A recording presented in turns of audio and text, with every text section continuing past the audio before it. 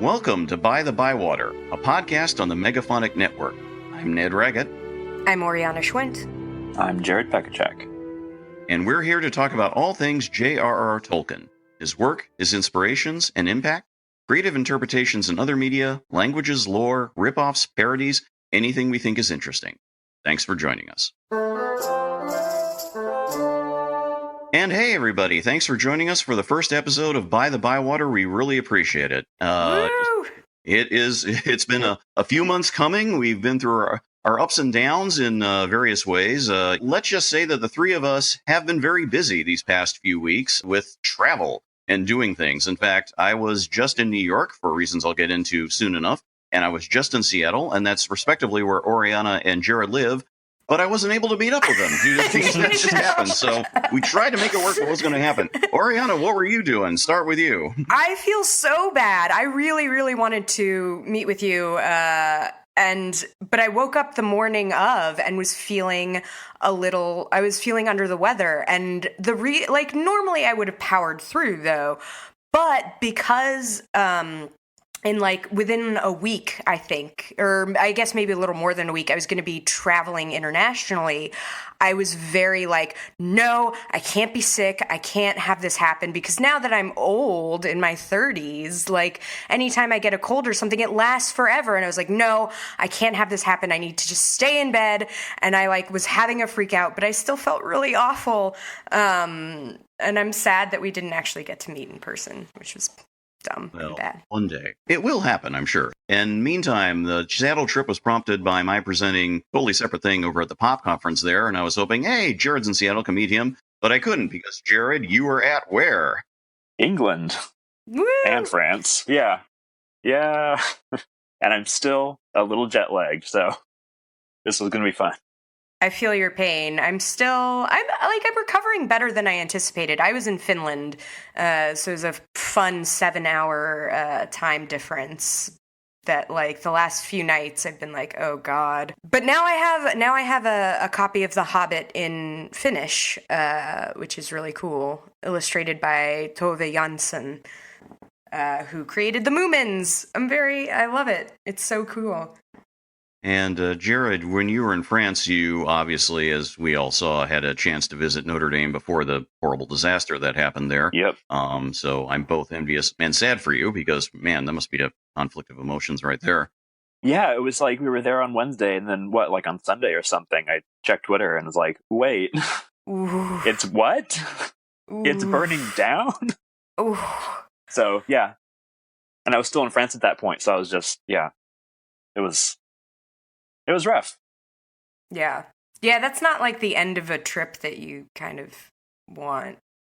Not really. I mean, it's bad on its own. But on a happier note, where did you, I saw various photos as you were going around. Where did you end up going around in England to specifically? We were mostly in London, so went to a lot of museums, ended up going up to Berwick-upon-Tweed for a couple days. It's just this little town near the Scottish border. Yeah, I love that place. Yeah, it's really cool. Almost went to Oxford, home of Tolkien, but we did not because that would have been a big trip out of our way. More money, So, Yep. Whatever. I love London. It was fine. Quite a time to be there, too, given all its current doings with the government there, but that would sidetrack us into a completely other discussion. What would Tolkien think about Yes! I will say that I have been to Oxford a couple of times myself, and including once in 1992, which I'll talk about a little bit later. And it's worth a visit, but yeah, it's the type of thing that it's kind of out of your way if you're not doing anything else specifically beyond that and all the rest of it. Not that you can't reach it quickly from London, but yeah. So in any event, so everyone, that's what we've been doing. Give you an idea of what's been going on. But now that we're all settled here and finally settled in with this, so to explain a little bit more about what we're here for with this podcast, because there are other Tolkien podcasts out there, and we just are glad to join their number. But the idea here is sort of where we're coming from can best be described as this. We are, I don't want to call us, feckless centrists, shall we say, but we're kind of square in the middle in terms of where we're, how we approach Tolkien and how we engage with them and where we would sort of rank ourselves as experts, let's say. We are not neophytes. This is not we've not just suddenly encountered him or anything like that. And there's nothing wrong with that, of course. In fact, if you're listening and you've never really read much or engagement with Tolkien, but you're listening in regardless, welcome. We're glad to have you aboard, and we hope that what we share is something that piques your interest further. But the flip side, we're not scholars either. We're not like regularly published, people who hold doctorates, or even just people who are very, very well established within the realm of sort of the higher end of fandom, which has been the case for a number of people over the years and things like that. So we wouldn't be able to quote chapter and verse of every last little thing. Instead, we would describe ourselves as enthusiasts, would be the best way to put it. We'll talk a little bit more later about how we engaged with Tolkien the first time and how we regard it. But is there anything that you guys would like to add to that sort of description, thoughts to keep in mind before we plunge into things? Yeah, I personally have always, I almost don't, for a long time, I was very much afraid to delve deeper, extra textually with Tolkien, because you're like, oh God, what am I going to find? Some sort of race, way more racism than I'm anticipating, or all this other stuff. So for a long time, I just kind of kept to the texts, and not even, Father Giles of Ham and whatnot, just very specifically kept myself to The Hobbit and The Silmarillion and The Lord of the Rings, and their intros and appendices, very afraid to at what I would find if I strayed further beyond those borders. So this has been good for me to sort of get me out of my comfort zone. Great. And Jared? No, the description sounds accurate to me. I mean, a fan, but not sitting here going, well, if you look on page 74 of the Book of Lost Tales #2, then you'll find that, whatever, some secret Valar, or I don't know. Just a fan. Sometimes that's more than enough. So to explain the format, too, before we plunge into things, the heart of each episode will be a subject of discussion that will be led in rotation by each one of the three of us over time. I'm doing it for this first episode. The next episode, Oriana will lead it, and then to Jared in the third, and then it'll cycle back and it'll go from there. And that, again, will be sort of the core of each episode. And the idea is, as we talked about in the intro, it can be about anything with Tolkien. It can be very specific and focused. It can be a very broad topic. It might not even necessarily be about him specifically, as it is interpretations of his work, people who've looked at it in different ways, whether it's not merely critical, but also artistic interpretations. Of course, we all know about the many now at this point mass media interpretations that have come over time, and rip-offs, parodies, as mentioned, things like this. There are many different ways to engage with Tolkien's impact and legacy. And it will emphasize one other thing that we all agreed that we were not going to do. We are not marching through the books. We are not doing a chapter by chapter read. That didn't appeal to any of us, as I'm sure we'll all agree. Nope. No thanks. We're going to hop around, bop around, and that'll be much more fun and interesting, we think. It may not be what you might want out of this particular podcast, but there are other podcasts that do just that and do a fine job. So by all means, search out those if you like. We're just going to let it sort of go on this monthly basis as things occur to us. So more on our first topic in a little bit, but now we'll go into the other section that we'll always provide, and that is, as things come up, just general news in the world of Tolkien and Tolkien interpretations, since, of course, just about everything that Tolkien has done has now been published one way or another pretty thoroughly. So, but there'll be, further collections, interpretations, things like that. But there's been a lot going on in recent months in huge amounts. And so we'll just lead on in, and here is, for this month, April of 2019, here is some of the current news. So after over a year with no news, we now know more about Amazon's Prime Video Tolkien adaptation, thanks to a series of posts on their official Twitter account for the project, at LOTR on Prime, in February and March. The setting will officially be the Second Age, thousands of years before the events of The Hobbit and Lord of the Rings. No more specific details have surfaced thus far. And with that in mind, I'm sure, Oriana, you have some thoughts, since you had quite a few of them when the first confirmations came I'm trying to remember. I should have called up my tweets from when this was revealed. I think this is really interesting. I actually am super on board with this, because there had been rumors before that this particular series was going to like go through like the events just prior to Lord of the Rings and through Lord of the Rings but set it primarily from Aragorn's perspective. And I was like, oh, that kind of sucks.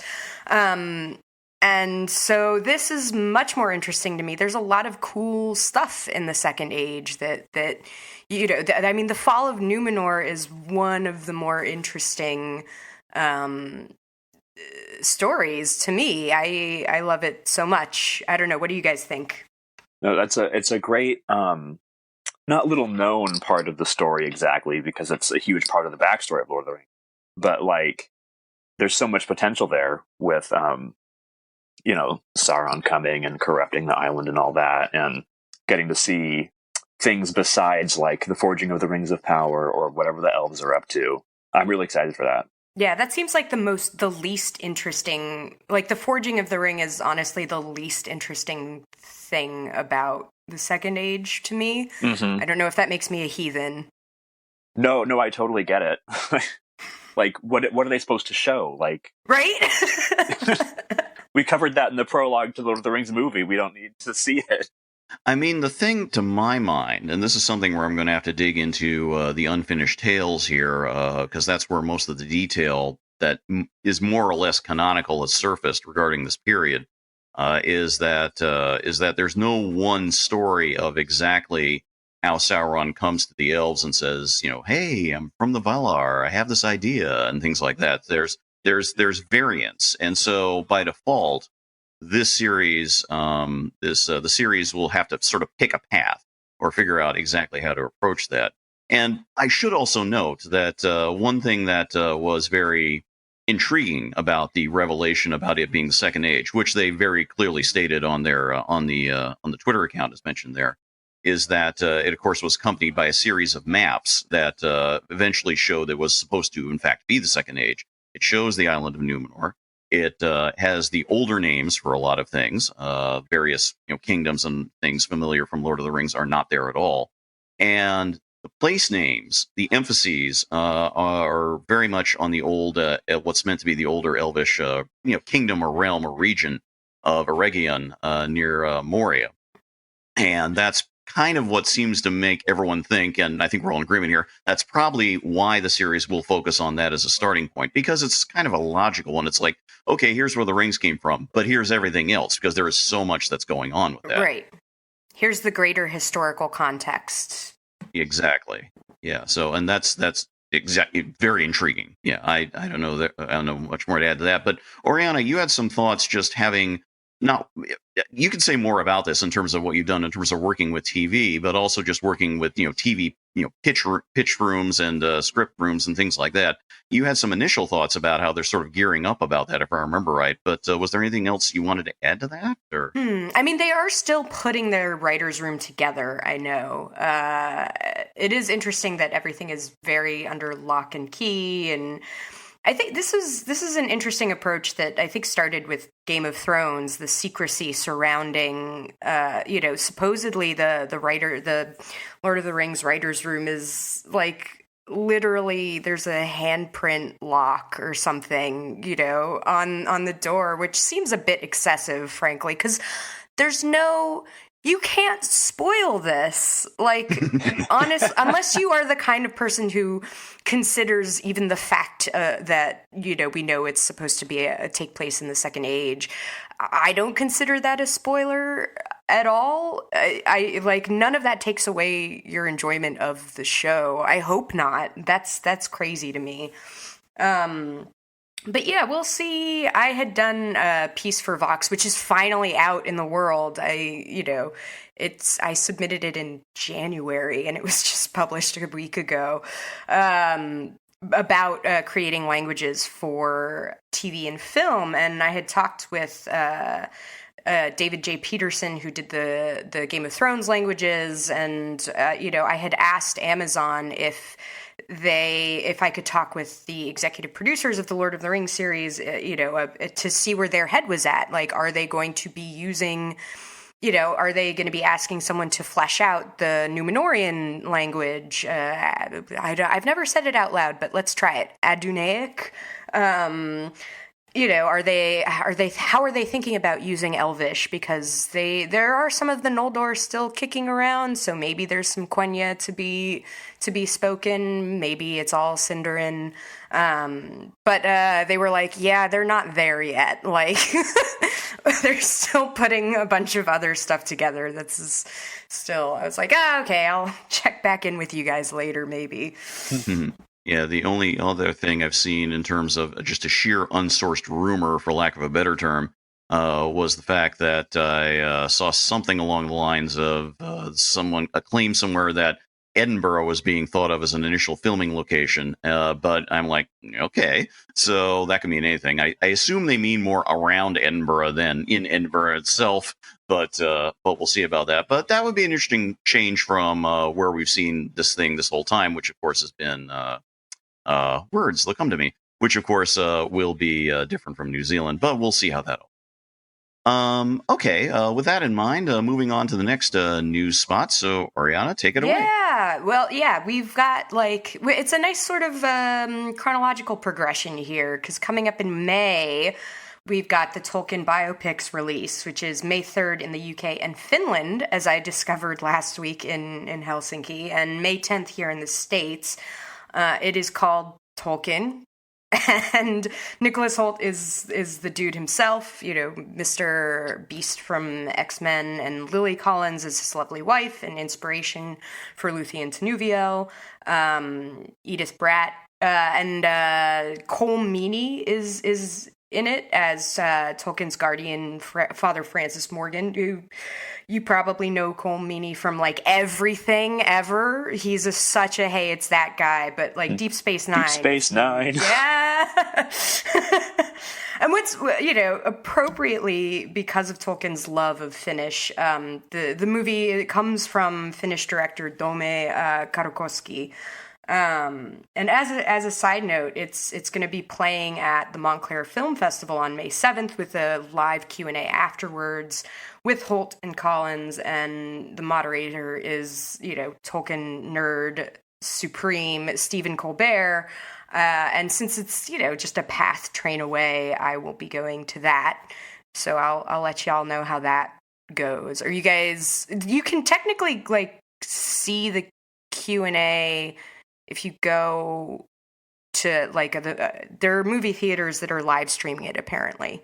Mm-hmm. Yeah, I was going to look to see if something around here in San Francisco would be showcasing that. I need to double check the listings. So far, nothing at the Alamo Draft House, but it could easily be one of the other spots around here that maybe does something through, whether it's Fathom Events or however they're doing that. I know one thing we were all thinking about was that when we were looking at the trailers, our reactions were kind of like, I think we were all just. I think our concern at the time was that it would sort of maybe hit obvious biopic beats, but also I think the other thing too is based on the trailers, which are worth watching, so you can at least see what's what it's going to be like. Is at least initially is that how overdetermined is it going to be, saying that everything from that followed in his writing was specifically tied into World War I. It obviously is central to his writing, where the initial development of his mythology took a very sharp turn based on his experiences. But it'd be overly reductive to say that Lord of the Rings was founded there, when that was very much not the case. Right. He saw some guy in a gas mask and was like, oh, it's Sauron. No, not a thing. Can we please not do that? He saw a bomb and was like, oh, Balrog. Yeah, that's all biopics are bad. There is no such thing as a good biopic, and I'm not. I hope this is really good. I hope I enjoy it. I have, I don't want to say I'm going into this expecting it to be bad, because that's a terrible way to watch movies. But, we'll see. Hopefully, I really do hope it's good and enjoy, or at least just an enjoyable experience. So. And I remember mentioning this a couple of months ago, but the thing that intrigues me most about Karukoski as the director was that his previous film to this, I believe it was just previous to this, was also a biopic and was about someone from Finland, but someone more utterly unlike Tolkien, I can't even imagine. He did a biopic on the very famed gay erotic illustrator Tom of Finland, and I'm going to have to watch that one just as a contrast to this one, because I'm like, okay, is there a stylistic through line, or has he taken completely different approaches to this? Because wow. Yeah, that'll be good grist for a future episode, maybe even the next episode. Indeed, yeah. So. But that'll be coming up. So just to wrap up news here for the moment, one final thing to note. Next month, when the Tolkien biopic comes out, is also the conclusion of the run of the Tolkien exhibition at the Morgan Library in Manhattan. This is the only American stop for this exhibition, which initially began in Oxford last year. It showcases a variety of Tolkien's original art and drawings, as well as other memorabilia from his life and work. Oriana and I had a chance to see it separately in March, as was referred to a bit earlier. We'll talk about it more in a second. Tickets have to be purchased at the library itself, and the final day of the exhibition is May 12th. So by the time this episode appears, there's really not much time to go and see it. So if you were thinking about it, now is kind of the time. So just get ready for that. But Oriana went and saw it one time, and I flew out. I specifically flew out to see it quite freely and frankly, and I'm very glad I did. And I have my own thoughts on it. But Oriana, do you want to sort of kick it off? What did you think of it with your visit? Yeah, it was really interesting. So I went on a free Friday. So the Morgan does this lovely thing where Friday nights are free from 7 to 9 p.m. And I would have paid the $20 admission to see this, but I was like, well, I am free. So I went and saw it, and it was about an hour wait in a line. Ned, you can tell me. I'm always intrigued to see like how many people were. I was surprised at how many people were. And I don't know. I just had this weird thing like, oh, well, I'm like the only person in New York who's super into this sort of thing, which is dumb. But it did. I was like, oh, wow, there's like can we curse? Are we cursing? Okay. As you choose. Okay. There was just a shit ton of people there. There were just a shit ton of people there, which was really cool to see. And that was like, it was mildly irritating to have to, queue up and for like literally every part of the exhibition. But it was cool to experience it with such a large group of people. And I had seen, photos of his drawings and whatnot, but nothing quite prepared me. I was much more emotional than I thought I would be, seeing the origins of all this stuff. And the drawings in particular were just astoundingly beautiful in person. And they did a cool thing where they blew up some of the pieces, and they reminded me a lot of, retroactively, I was reminded of a lot of art I saw in Finland. It's very similar colors and styles. And it was just, it really, it kind of, I got a little emotional, and that was very cool. It was a cool experience. Did you, Ned, also kind of get a little... Was it dusty in the room? A little verklempt, yeah. No, that's a very, very good way of putting it. I agree. It was certainly crowded as well for me. I went on it was a Saturday, and perhaps by default it was going to be more crowded anyway. But you could tell the people who were the fans who were there for that. Yeah. My crew, I ended up going with a quick acknowledgement to my friends Kate Stursky and Michaela Drapes. How you doing? The three of us ended up going together. We arrived at different times, so our tickets were a little staggered. We ended up sort of grouping together, walking around the library itself, which is really fascinating in its own right, so I'm very glad we did that. Yeah. And going to the exhibition, very, very crowded. It did take some time. It's in a very compact setup that if you were there just sort of casually going through it, it would be just very easy to go through and probably see it in about, let's say, half an hour, but we were close to an hour and a half, if not more. It's just a very slow progression. And because his art is by default very small, it's like sheets of paper is what it is. We're not talking big canvases or anything like that. Even his watercolors are not really huge. There's just a crush to get around them. I agree with you that actually seeing some of these drawings, especially ones that you've seen reproduced so many times, it's like, there it is. It really does. It's almost uncanny valley in a weird way. It's like, no, this is it. These things that you've seen so often. It's extremely vivid. And to my mind, the things that were most interesting, and I will just sort of add at this point that even if you don't get a chance to see the exhibition, there are two excellent collections drawing on the archive, drawing on this particular exhibition that are out there. There's a shorter volume and then a very, very big volume hardback, which, yes, I got, which is called Tolkien, Maker of Middle-earth, which I highly recommend, that reproduces everything that's in the collection. So you do have a chance to see it that way. Were the watercolors that he did just before Middle-earth started to take shape, because it's like he's clearly playing around with these ideas, these visual significances that have a resonant meaning for him, drawing on whatever he's drawing on in particular as a young man. And it's not like these landscapes were looking for a narrative to contain them necessarily, but it's what is the word? It's just sort of like, these are the deeper waters from which things grow. And it's the wellspring. Yeah. And I was thinking back to when I would have been his age, and I'm like, I can't claim I'm anything near as creative as Middle-earth or anything like that. But I'm also thinking about, okay, where was I at, and what was I trying to express, or how was my worldview starting to come together?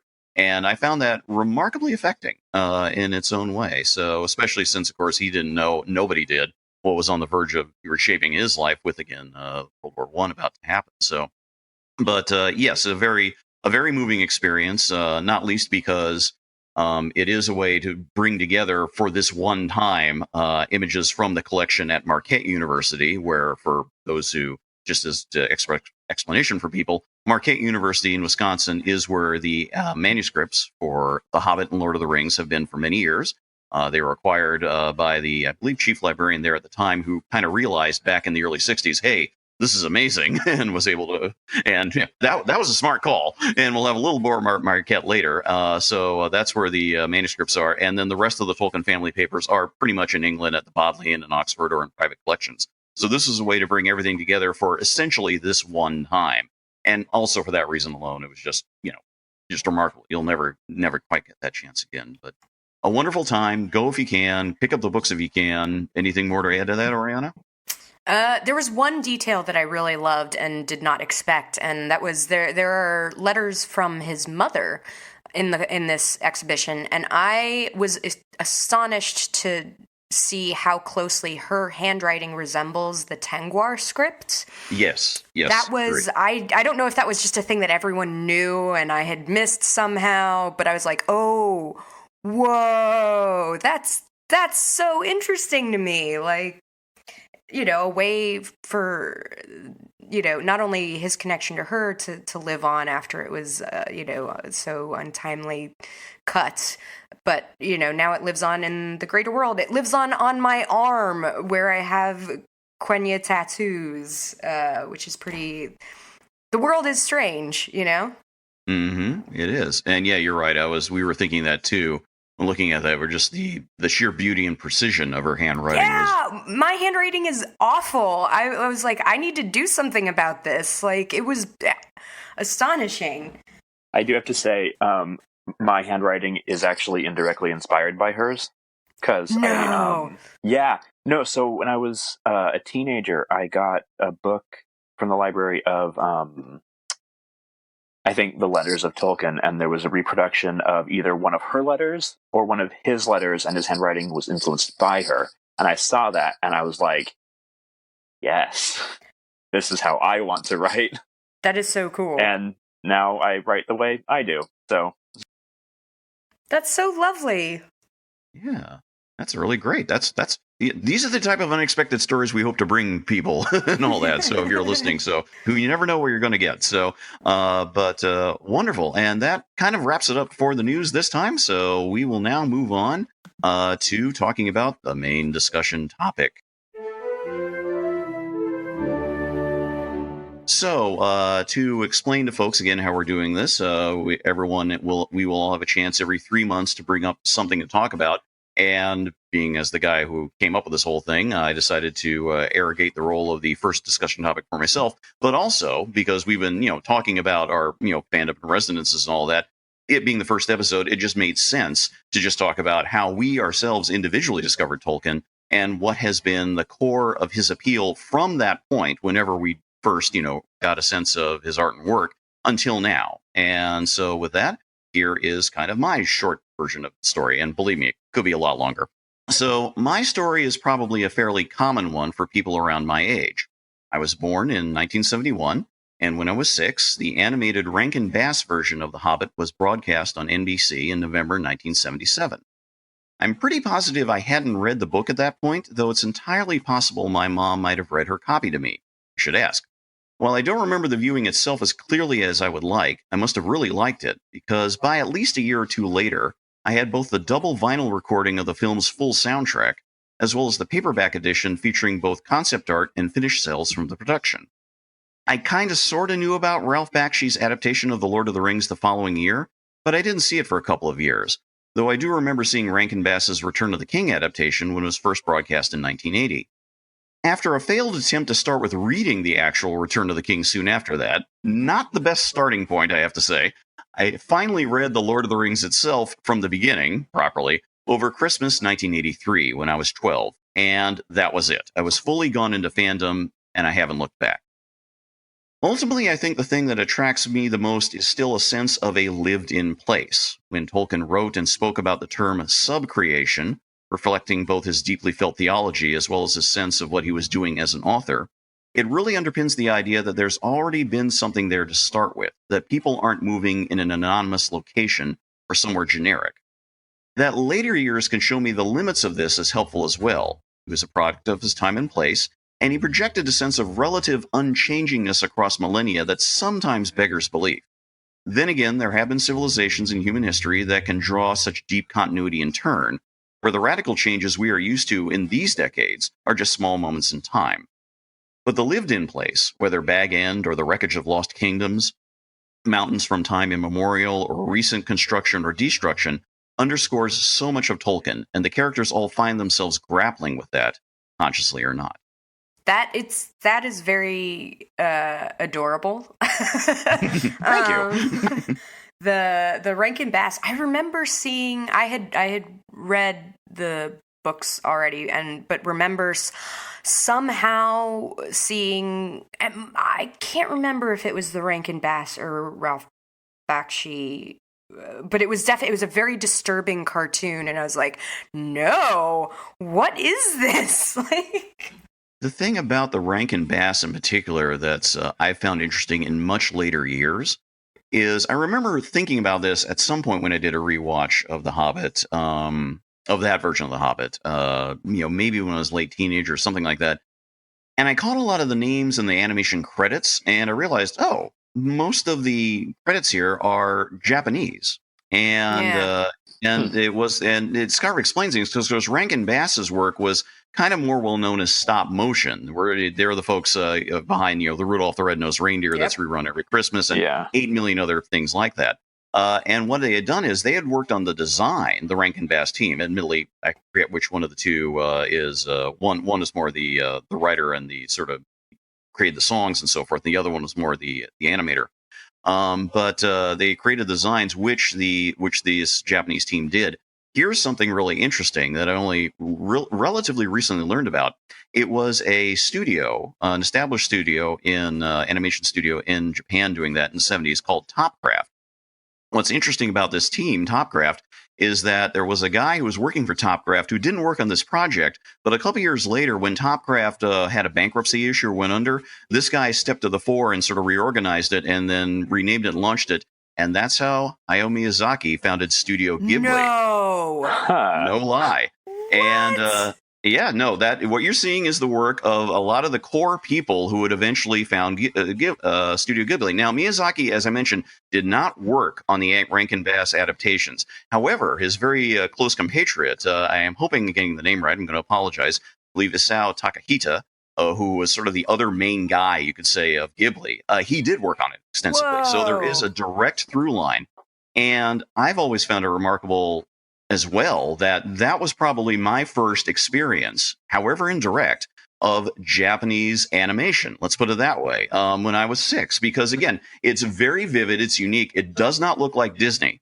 It doesn't look like Hanna-Barbera. It is, it's a remarkable fusion combination. And over time, it's like, wow, that's really an interesting flashpoint to be experienced, to get an experience of both Tolkien and of Japanese animation in one package. It's a really remarkable cultural combination as a result. And I could say more about The Hobbit, but I don't want to, that version of it, but I don't want to get too sidetracked. Something else that sort of occurs to me as well, that after I had written what I just read there, was that I sort of see myself, for lack of a better term, as sort of in a third wave of Tolkien fandom. And here's how I'll sort of very casually sort of divide it out.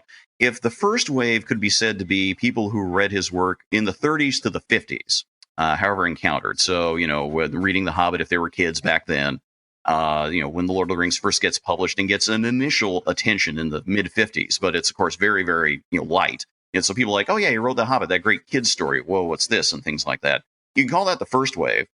You've got the second wave being, again, when everything really explodes in the mid 60s over here in America, and everything sort of follows from there. The songs started getting written, the first concept albums appear with directly referring to that, all that stuff. And then I see myself as a third wave because, as I mentioned, I was born in 71. He died in 73. So I never was consciously aware of him being alive, and was very much sort of like, okay, things are starting to sink in. And to my mind, the Rankin Bass and the Bakshi productions, the brothers Hildebrandt and their illustrations of Tolkien, which became very famous, the emergence of Dungeons and Dragons, this sort of idea that, and the idea especially of fantasy trilogies becoming a thing.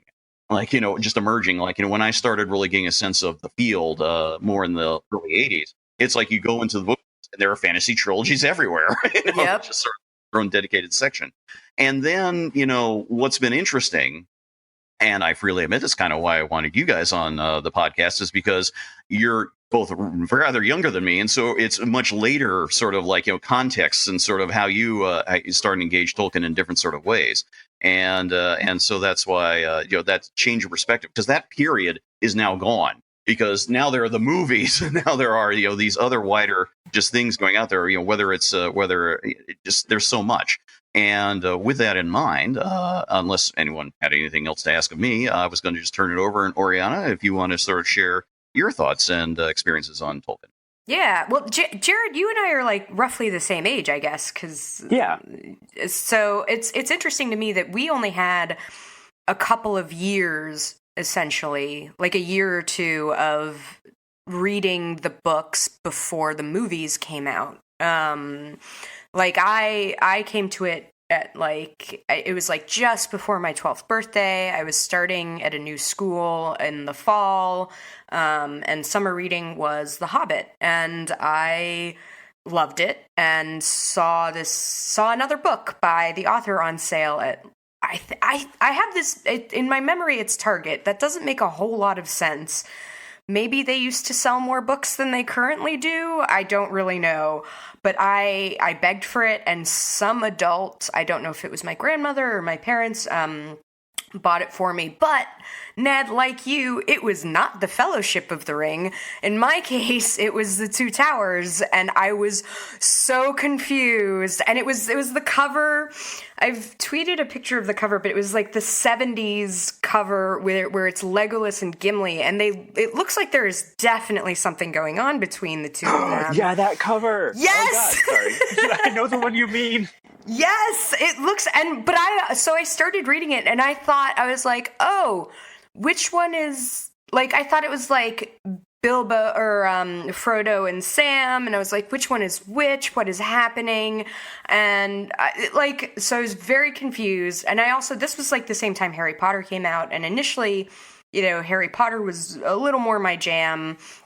But and it's not that Harry Potter doesn't have staying power necessarily, but the Tolkien's world had a staying power that, Ned, you discussed, that it really only grew as I sort of delved deeper into the lore, and I started, I read the Silmarillion when I was like 14 or 15 as a way of, and I'm just going to admit this, as a way of like separating myself from the movie fans. Like it was, I was very into it, don't get me wrong, but I definitely was one of those awful children that was like, well, I'm a real fan and you're a fake movie fan, so I'm gonna read this. And I loved it. But I'm better now. I think we all went through phases like that, yeah. Right? There's always a gatekeeper phase.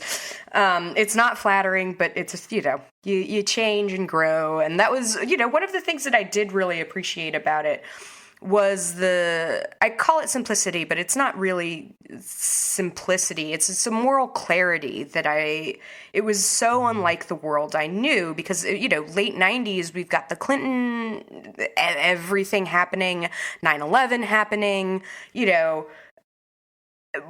so the Lord of the Rings, it was a very sort of black and white type world.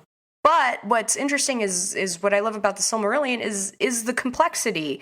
That's all there. There's a humanity in those stories that I think a lot of people, including my younger self, tend to overlook because the way it's written can seem a little dry.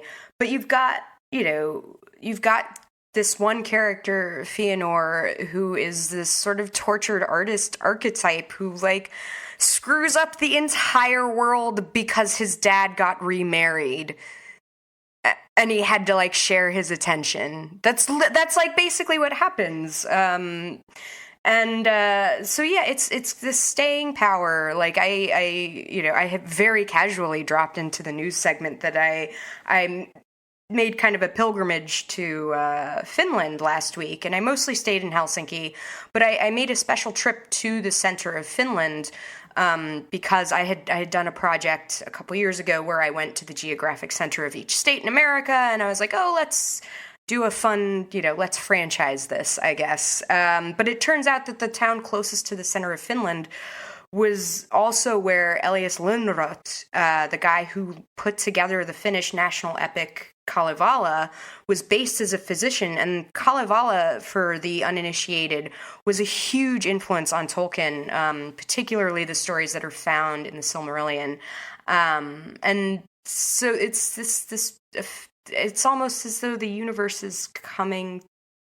It all comes together, and that's a very special thing for me. And as I said, now I have a copy of The Hobbit in Finnish, which is very cool. I've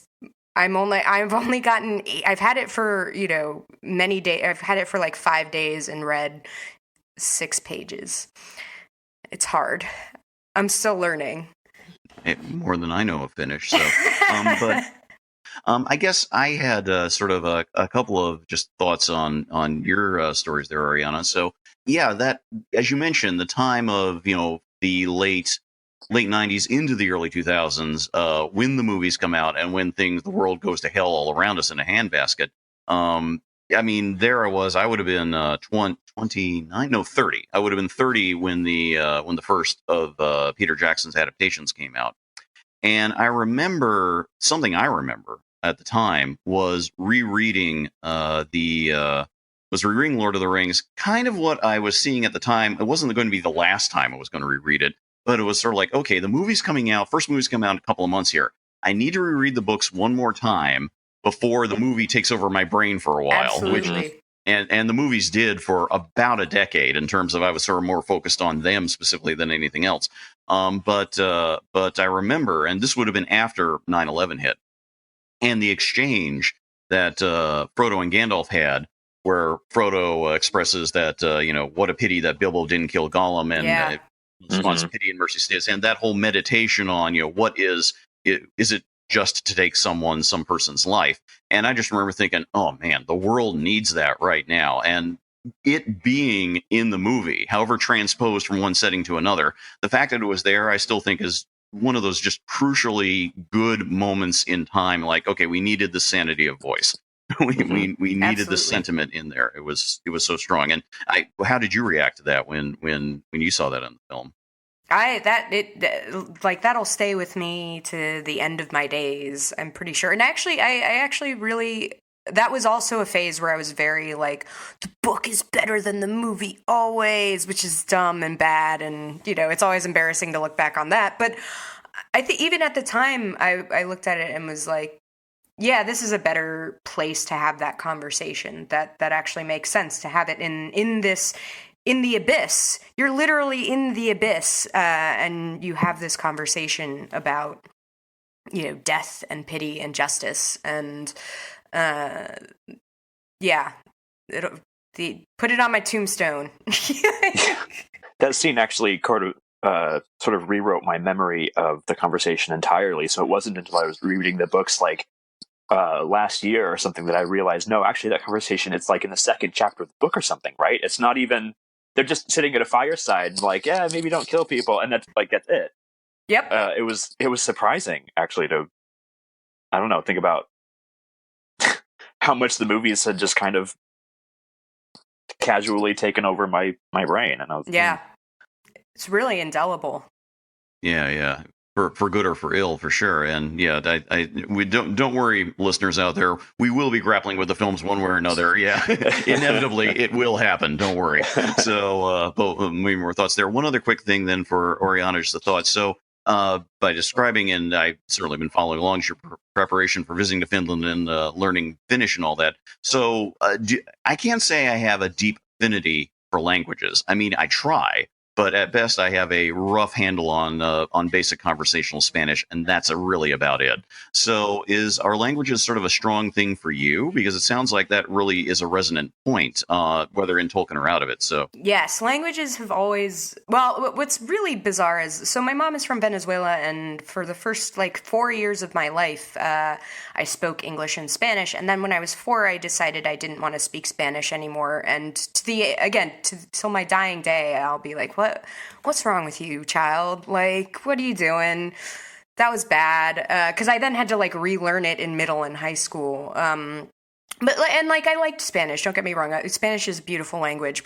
But there was always, in 9th grade, we read Beowulf. And I was like, oh, this is where all of this, Tolkien just stole a bunch of this stuff. Because we had the Seamus Heaney Beowulf that has the Old English on one side and modern English on the other, and I was like, oh, whoa, okay, and that was sort of my first whoa, this is really interesting, and I started getting really into languages and reading the Silmarillion and certain other pieces about Tolkien was really into Finnish, and so I actually went to Borders. I think I was 16 or something, because I finally had a car, or I had access to a car, and I bought the Kalevala and started reading it, and was not at a point where I could learn Finnish, but it was something that was always in the back of my mind,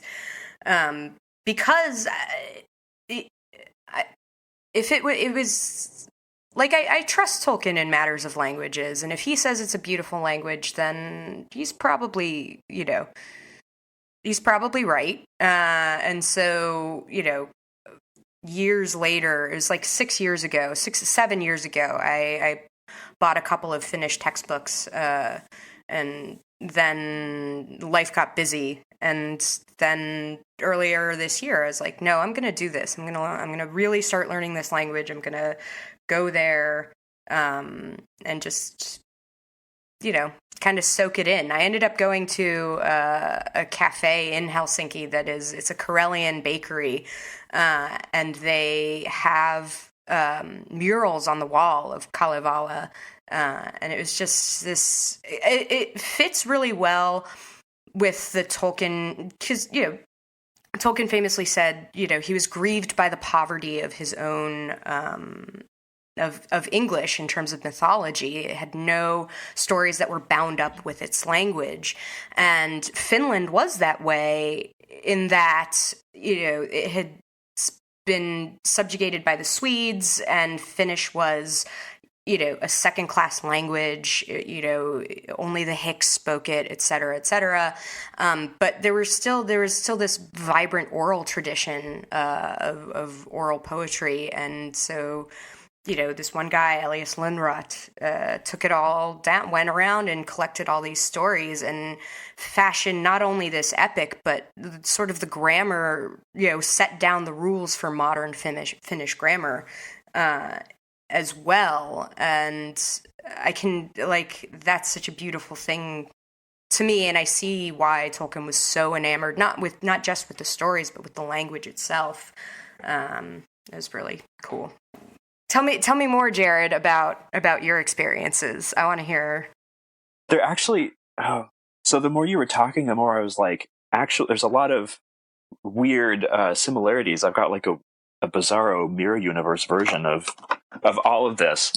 So my first exposure to Lord of the Rings, or Tolkien in general, was my mom reading The Hobbit to us.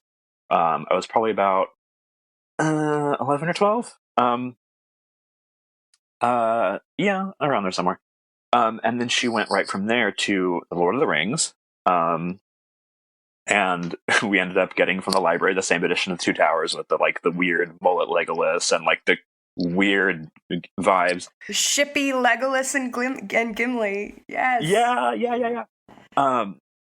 So went through all that. Loved it. I was the only. She didn't read the appendices to us because why would you do that to children? Oh man! But so I think I was the only one of my siblings who actually picked up the book and read the back of it. And then we were in a Goodwill or something, I forget what, and there was this old paperback copy of the Silmarillion, and I was like, "Mom, please buy this for me. Spend $1 that you honestly probably don't have." Oh. And I still have that copy.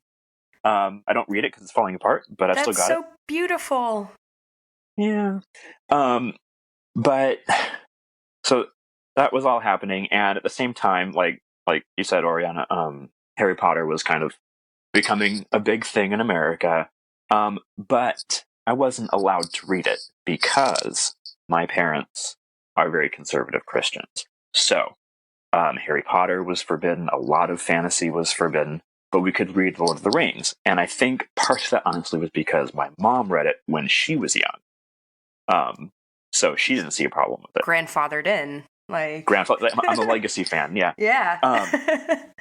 So it was approved, it was safe, we could read it. That was all great.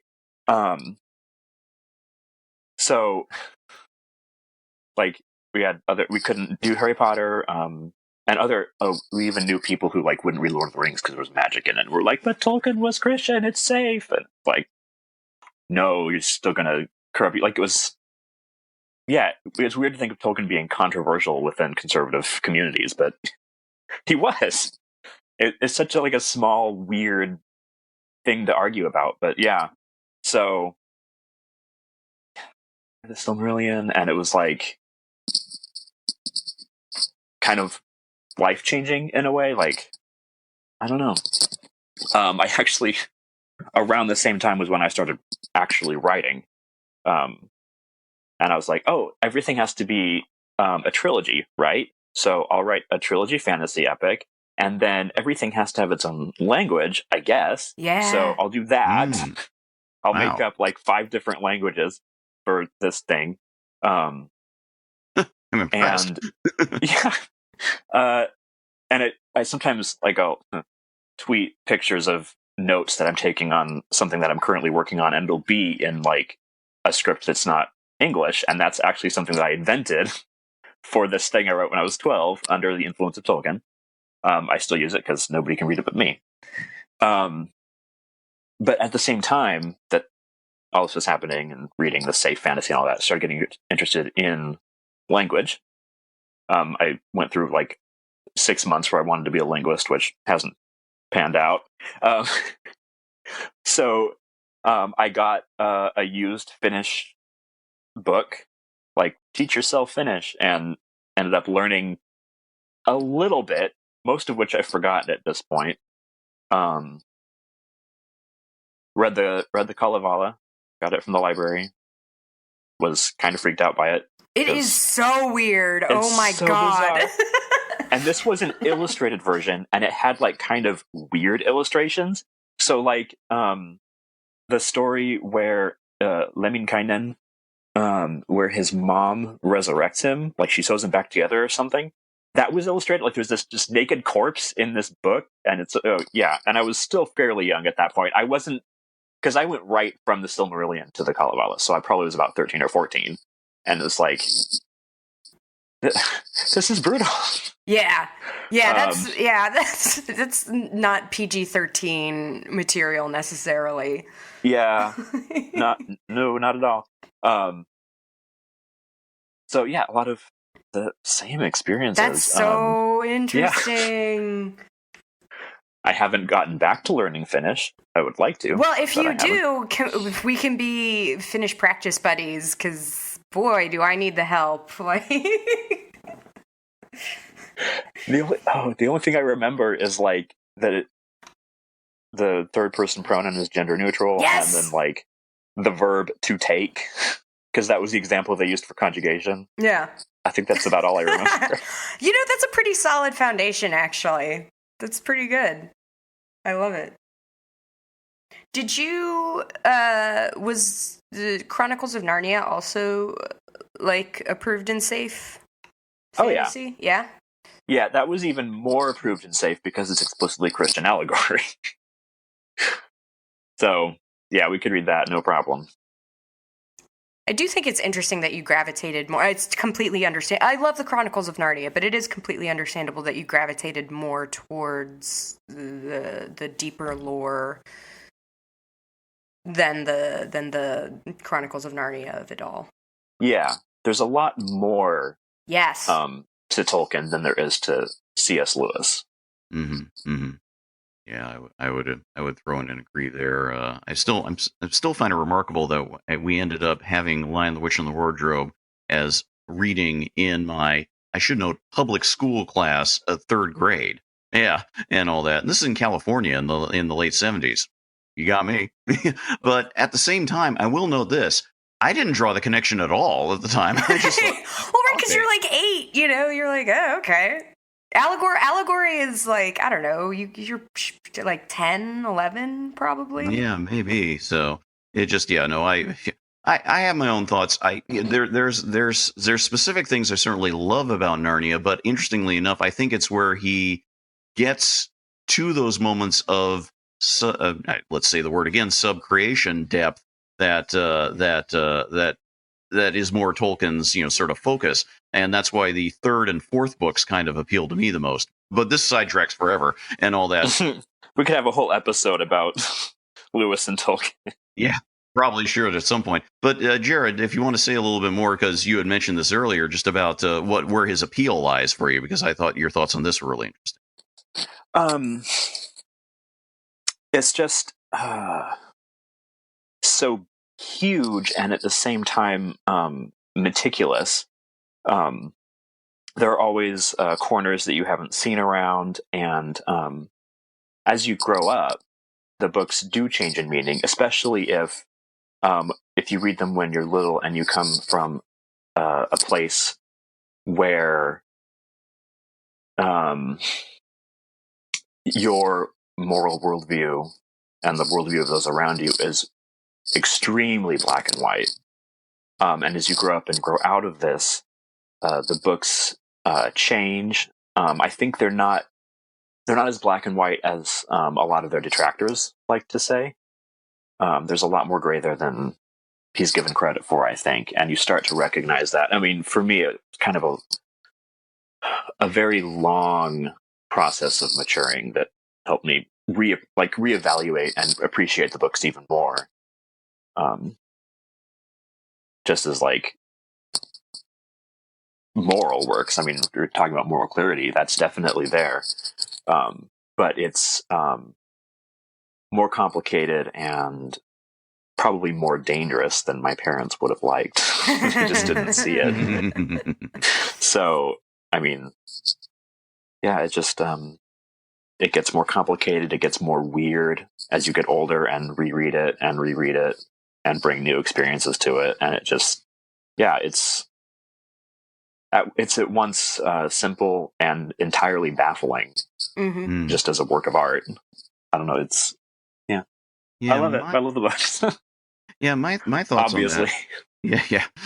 My thoughts on that are shaped by the fact, and just quick observation here is just that the publication, the History of Middle Earth books that Christopher Tolkien has worked on over all those years, putting it out there, just whereas Lord of the Rings, in its monumentalism and relative self-containedness, if you include the appendices, yes, you're getting all the depths of echoes of things that are not explained, but there's so much going on in there. It is presented in a uniform fashion, like here is the story.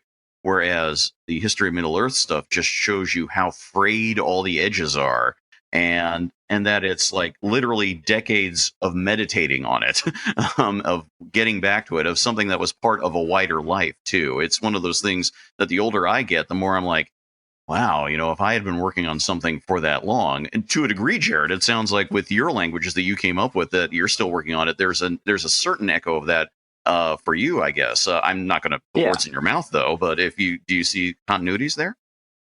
Oh, definitely. I mean, there's stuff that I started working on when I was a teenager, and still very much under the influence of Tolkien, that I'm still working and reworking, and I've put up like short stories on my Patreon. Not to plug it or anything, but like that's where they are. That are set in this world that I came up with when I was 16, and it's not fantasy, but they're there, and I've come back and reevaluated that every few years and looked at how it's changed for me as I've changed, and how I want to redo it and make it something that to me is more appealing or more well thought out or just cooler. just cooler. Yeah. Are you still doing, like, are you still conlanging? Yeah. That's so cool. Not to the extent where I would call myself a conlanger, because there are definitely I still. It's been years since I actually opened a linguistics book of any kind. There's a lot that I don't know, so it's just intermittently working on this one. That's great. For this one world. Yeah. Yeah. That's really fascinating. So we could delve in further, but just, listeners may know we're recording this with a certain time duress since there are things people have to do here. So, but we have a few minutes more. We have a few things to talk about. I'll wrap up this section. Just one thing I forgot to mention in the discussion that I was sort of casually mentioning way earlier in the episode. When I said I'd been to Oxford before, one important step of my fandom was when I went in 1992 to Oxford. My first visit to England. I've been a number of times since. This was for the big Tolkien centenary celebration. This was the 100th anniversary of his birth. It was a joint effort held at Kebble's College, Oxford, that was put on over a week by a combination of the Mythopoeic Society here in the States and the Tolkien Society in England. Really enjoyable time. I had a chance to meet Priscilla Tolkien. I saw Christopher Tolkien do a reading, met Rainer Unwin. There's much more I could say. The one thing I will say is that also is the time that I, along with a number of people, we went and visited the gravesite of Tolkien and his wife Edith. And there is a photo of me that I have, and I will provide a link for it in the show notes. All I can say is you can kind of tell it's me because not merely because of my hair, but I really look like I should be in The Cure or something like that because my hair was and just really out there. And I had no product or anything like that. Just one of those things like, wow, gosh, when I was 21, I had a lot of hair there. I mean, I still wear it long, but oh my goodness. So anyway, I'll throw that in for everyone's amusement. So. But we do need to moving along here as we wrap up and get ready to send it out. So, as mentioned beforehand, the idea is that we rotate discussion topics episode to episode.